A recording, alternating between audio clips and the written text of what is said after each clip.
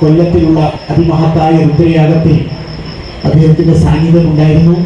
അവിടെ വന്ന് അവിടുത്തെ എല്ലാ സന്യാസശ്രേഷ്ഠന്മാരുടെയും അനുഗ്രഹം വാങ്ങി ധർമ്മസംരക്ഷണത്തിന് ഇറങ്ങിപ്പിടിക്കുകയാണെന്ന് നിശ്ചയിച്ചു. അടുത്ത വർഷത്തിനുള്ളിൽ അദ്ദേഹം ഒരു സന്യാസിയാകാമെന്നും എന്നോട് വാക്ക് പറയുന്നുണ്ട്.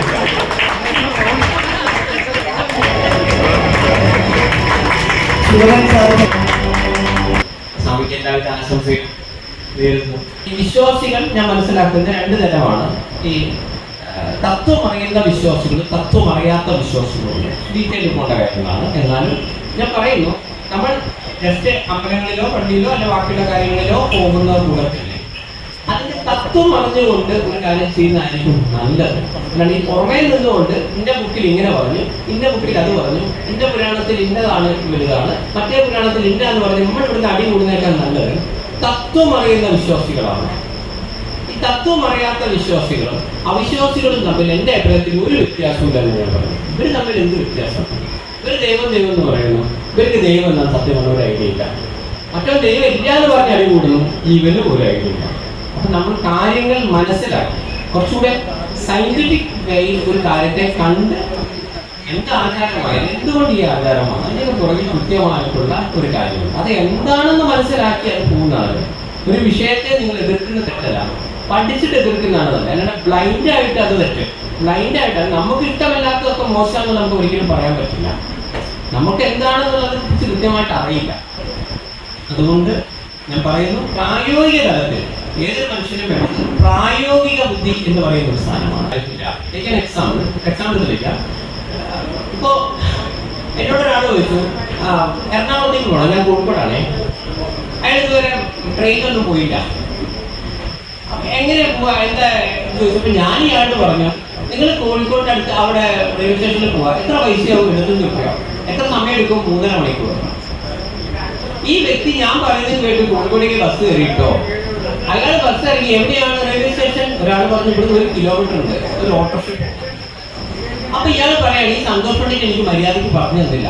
കാരണം റെയിൽവേ സ്റ്റേഷനിലേക്ക് ഇങ്ങനെ 1 കിലോമീറ്ററുള്ള വിവരം ഇയാൾ എന്നോട് പറഞ്ഞില്ലല്ലോ.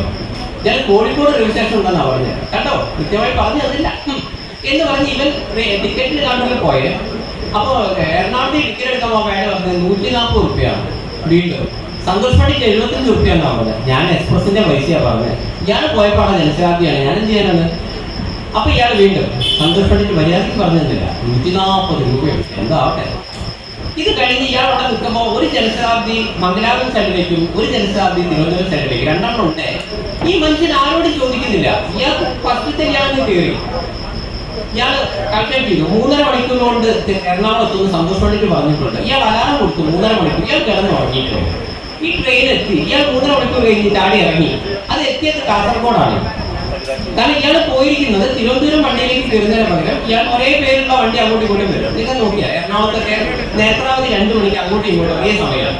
അതേപോലെ തിരൂർ ഏരിയയിൽ അങ്ങനെ ഏറനാട് വണ്ടി ഒരേ സമയം 2 ഏറനാട് അങ്ങോട്ടും ഇങ്ങോട്ടും വരും. നമ്മൾ ഏറനാട് ഏതാണെന്ന് വെച്ച് കഴിഞ്ഞാൽ ചിലപ്പോൾ കൺഫ്യൂഷൻ. പക്ഷേ ഈ കാസർഗോഡ് എത്തി ഈ മനുഷ്യൻ എന്നെയാണ് കുറ്റപ്പെടുത്തുന്നത്. കാരണം സന്തോഷ് പണ്ഡിറ്റ് പറഞ്ഞിരുന്നു, ട്രെയിനിൽ 3.5 മണിക്കൂർ സഞ്ചരിച്ചാൽ എത്തുന്ന സ്ഥലത്തെ എറണാകുളം എന്ന് പറയുന്നു.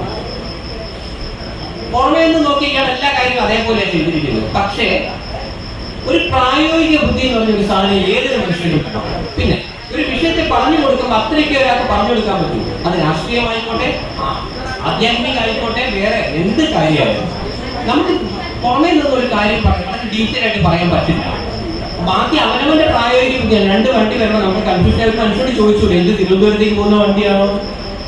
ഞാൻ ആരോടും ചോദിക്കില്ല, ഞാൻ എല്ലാം കഴിഞ്ഞ പെർഫെക്റ്റ് എന്ന് പറഞ്ഞുകൊണ്ട് അങ്ങനെ അഹങ്കാരം പിടിച്ച് പോയി കഴിഞ്ഞാൽ എങ്ങനെയൊക്കെ സംഭവിക്കണം.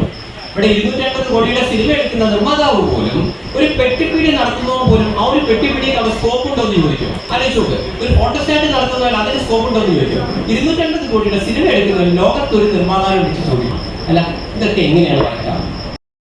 അപ്പോൾ നമ്മൾ കുറച്ചുകൂടി പ്രായോഗിക ബുദ്ധിയുടെ നമ്മൾ ചെയ്യുന്ന എല്ലാ കാര്യങ്ങളും ഉൾപ്പെടുത്തുക.